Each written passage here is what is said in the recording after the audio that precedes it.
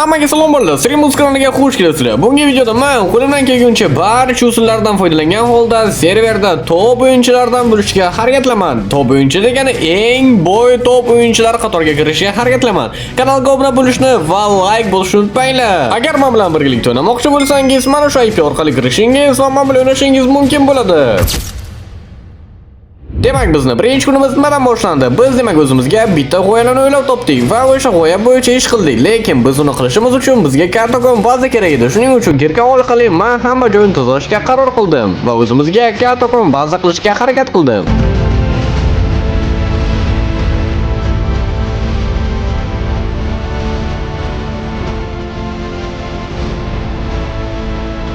Asta-sekinlik bilan bazamizni qurib bo'lgandan so'ng mana inventarimda yig'ilgan narsalarni demak sotib oluvchiga sotmoqchi edim. Shuning uchun demak buyer deb yozdim va birinchi demak bo'lim tanladim va bu bizani kupes edi va shu uchun menda kerak bo'lmagan barcha bloklarni demak kupesga sotdim va u menga ozgina bo'lsa ham pul berdi, lekin bu menga juda ham kamlik qiladi. Alimistik boshlanishiga anchagina vaqt bor. Shuning uchun biz do'stim bilan arenaga borishga qaror qildik, chunki u yerda ham o'yinchilar bo'ladi va biz ozgina ko'proq resurslar olishimiz mumkin bo'ladi va ko'rishingiz mumkinki bu yerda o'yinchilar juda ham to'lib yotibdi. Shuning uchun biz demak uzoqqa bormasdan bitta o'yinchini o'zimizga topishga va unga hujum qilishga qaror qildik va bu o'yinchi lekin qancha bizni hujum qilishimizga qaramay u baribir o'zini demak shiftidan foydalangan holda bizdan himoyalanishni davom etdi. Lekin afsuski u bizdan qochib qoldi va men bu o'yinchiga rahm qildim. Keyin bazamizga qaytib o'zimizga kuchliroq bitta privat qilmoqchi edik. Shuning uchun demak bizga nezarit va toshlardan foydalangan holda magnetid yasab olishimiz kerak edi. Shuning uchun men demak bir qancha bloklarni bir-biriga demak qo'shib o'zimizga nezarit orqali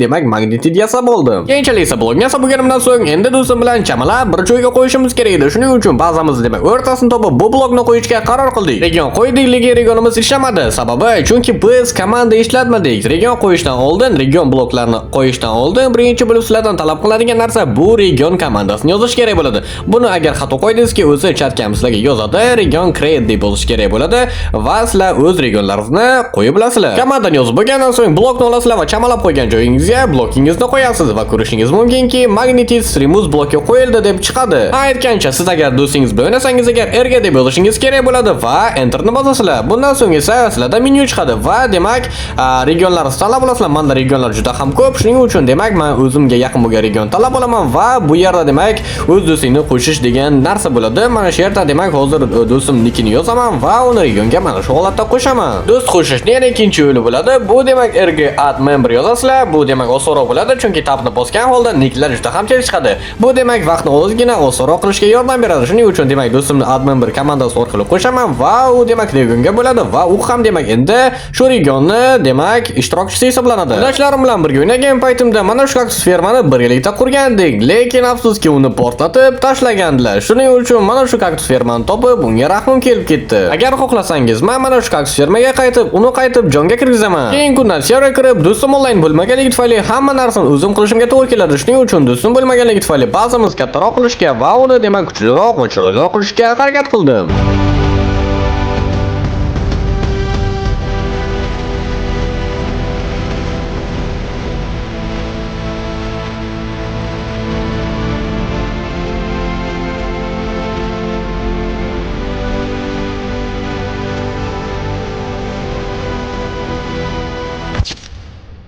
Bir necha kunlardan keyin serverga qaytib kirdim va hammaga salom, qalaysizlar? Mana ba'zilar tanib qolishdi, ba'zilar yo'q. Xo'p, demak nima qilamiz endi? Demak, men o'zimni bazamga borishim kerak bo'ladi. O'ylaymanki, bizni bazamizni biron kishi topib olmasdan uni o'ziniki qilib olmagan deb o'ylayman. Aytgancha, agar yangi o'yinchi bo'lsangiz, serverda siz uchun demak sovg'alar bor. Demak, siz serverda yetkazib o'ynashingiz kerak bo'ladi va sizga demak oxiriga donat berishadi. Bazamga tipi qilib olib, endi esa o'yinni ko'ramiz. Yo, ko'rishingiz mumkinki, ba'zi bloklar qolib ketgan. Men bo'lmaganligi tufayli hech kim bu yerda bo'lmagan, hatto kirkam ham endi yo'q. Endi esa o'zimni qo'limdan kelgancha bazamni chiroyli va jonga kiritishga to'g'ri keladi.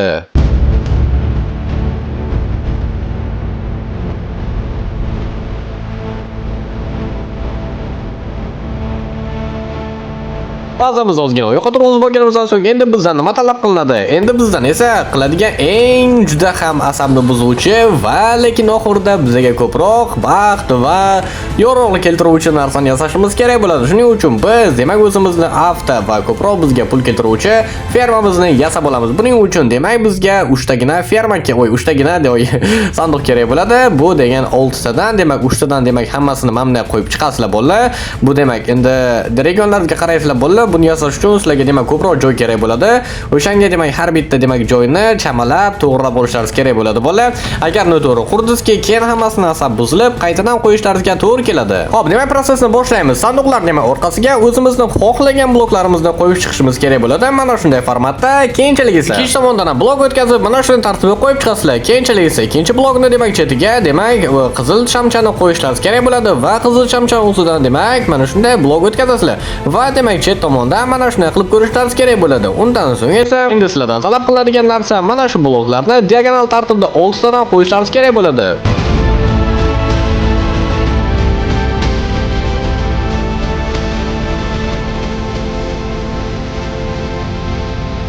Chetki tomondan qaraganda mana shunday holatda ko'rinish kerak bo'ladi. 1 2 3 4 5 6.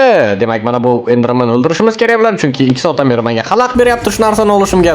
Mana ko'rishingiz mumkinki, demak mana shunday demak sanalgan holda ko'rinish kerak bo'ladi. Keyin esa qizil shamchalarni olib, demak uni blok orqasiga qo'yishimiz kerak bo'ladi va uni qo'yganimiz bilan ular o'chishi kerak bo'ladi. Agar o'chmasa, agar sizlar bir narsani xato qilgansizlar, demak shu narsani demak hammasiga qo'yib chiqamiz, faqat oxirgi blokdan tashqari. Keyinchalik esa bizga takrorlovchi kerak bo'ladi. Bu повторитель deb ataladi. Mana shuni demak hammasini buni ham diagonal tartibda qo'yib chiqasizlar. Demak pastangisi yonishi va tepadagisi demak yonmasligi kerak bo'ladi. Xuddi mana shunday qilib, lekin ularni esdan chiqarmanglar, faqat to'g'ri qo'yish kerak bo'ladi va har bittasi demak birtadan demak kuchliga ega bo'lish kerak bo'ladi. Ikkitadan qo'ysangiz agar buni demak sindirib qaytadan to'g'rilab qo'yishingiz kerak bo'ladi. Chunki mana shunday tartibda bo'lish kerak bo'ladi. Diagonal tartibda bittasi yonishi, bittasi yonmasligi kerak bo'ladi. Faqat tepadagiga hech nima qo'ymaysizlar. Endi esa bizning fermamiz avtomatik tarzda ishlashi uchun bizga demak bunaqa varonka kerak bo'ladi. Buning uchun demak bizga 5 tadan temir kerak bo'ladi va bir donagina sanduq kerak bo'ladi. Bularni yasab bo'lganimizdan so'ng endi esa sanduqlar ustiga mana bunday tarzda qo'yishimiz kerak bo'ladi. Chunki bizni demak ichimliklarimiz paydo bo'lgandan so'ng ular avtomatik tarzda sanduqqa tushadi. Keyinchalik esa bizga demak zela taqlaydigan qurilma kerak bo'ladi. Mana buni craftini ko'ryapsizlar. Demak bizga 3 ta tosh va demak blaze demak cho'pchasi kerak bo'ladi. Mana shu orqali demak yasashingiz mumkin bo'ladi. Buni demak cho'plarni auksiondan topsangiz ham bo'ladi yoki demak pastki dunyoga borib bundan topishingiz va blazedan o'ldirib bundan demak tushgan cho'plarni yig'ib demak o'sha orqali yasashingiz mumkin bo'ladi. O'ylaymanki buni har bitta o'ynaydigan Minecraft o'ynovchi bola bilishi kerak bo'ladi. Buni o'rgatishni demak varkalarni yasab bo'lgandan so'ng endi esa uni varonkalar ustiga mana shunday holatda qo'yib chiqamiz. Bu narsani demak 5 marta demak tepalikda qo'yib chiqishimiz kerak bo'ladi va ularni mana shunday holatda ulab chiqishimiz kerak bo'ladi. Eslaringizdan chiqarmanglar. Demak varonkalarni tepaga demak ko'tarilish chog'ida ularni har bittasini demak birin-ketin mana shunday holatda ulab chiqishingiz kerak bo'ladi.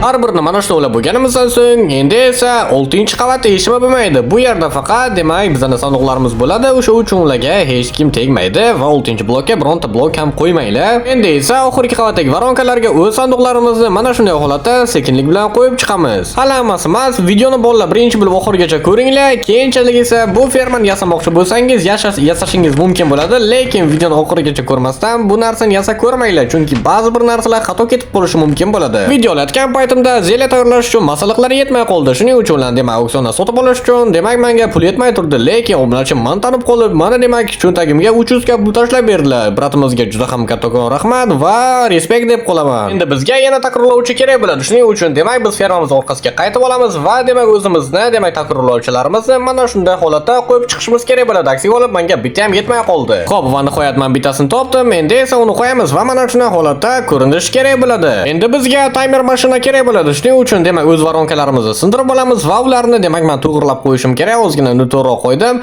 Qarab olinglar. Demak bularni ikkalasini demak qarama-qarshi tarzda qo'yishimiz kerak bo'ladi. Demak birinchisini mana bunga ulaymiz, keyin esa ikkinchisini ham demak sindiramiz va bunisini ham demak ikkinchisiga mana shunday holatda ulashimiz kerak bo'ladi.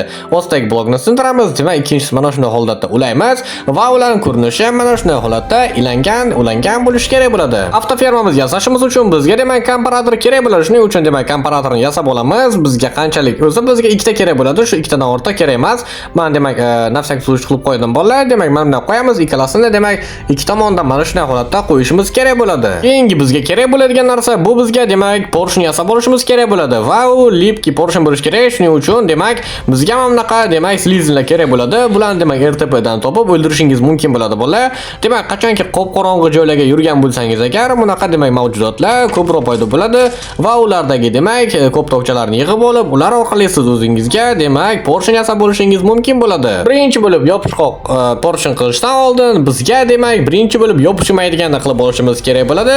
Keyinchalik esa demak yopishmaydiganni yopishtiradigan almashtirishimiz kerak bo'ladi. Buning uchun demak bizga o'sha yashil narsacha kerak bo'ladi. Demak bo'lmasa biz hozir oddiysini yasab olamiz. Demak biz oddiysini yasab olamiz. Keyinchalik esa uni demak yopishtiradigan almashtirishimiz kerak bo'ladi. Endi esa yopishqoq porshlarimizni olib, bularni komparatorlar to'g'risida qarama-qarshilikda qo'yishimiz kerak bo'ladi. Keyinchalik esa o'zimizga bitta redstone blok yasab olib, ularni mana shunday holatda qo'yamiz. Bittasiga ham ikkinchisiga ham farqi yo'q, mana shunday holatda qo'ysangiz ham bo'ladi. Keyinchalik esa bularni demak, porshlar orqasidan endi esa sizlardan talab qilinadigan narsa bu ikkita redstone o'tkazish ham kerak bo'ladi. Endi esa bizdan talab qilinadigan narsa komparator orqasidan ikkitadan blok qo'yib chiqamiz. Keyinchalik esa oddiy redstone olib, uni katakor redstone blok qo'yamiz. Agar qanaqadir joyda xatolik bo'lib yoki tushunmaydigan joylar bo'lib qolgan bo'lsa, agar Telegram kanalimga o'tasizlar, Telegram kanalimda men sizlar uchun demak mana shu narsani yasashni to'liq videosini tashlab qo'yaman. Endi esa bizdan talab qilinadigan narsa bularni hammasini masalliqlarni to'g'rilab o'zimizga qaysi ichimlik kerak bo'lganligini tanlab, o'shanga qarab masalliqlarni to'g'rilab chiqamiz. Mana ko'rishingiz mumkinki, mana bizni ko'rinmas dablalarimiz ham tayyor bo'ldi.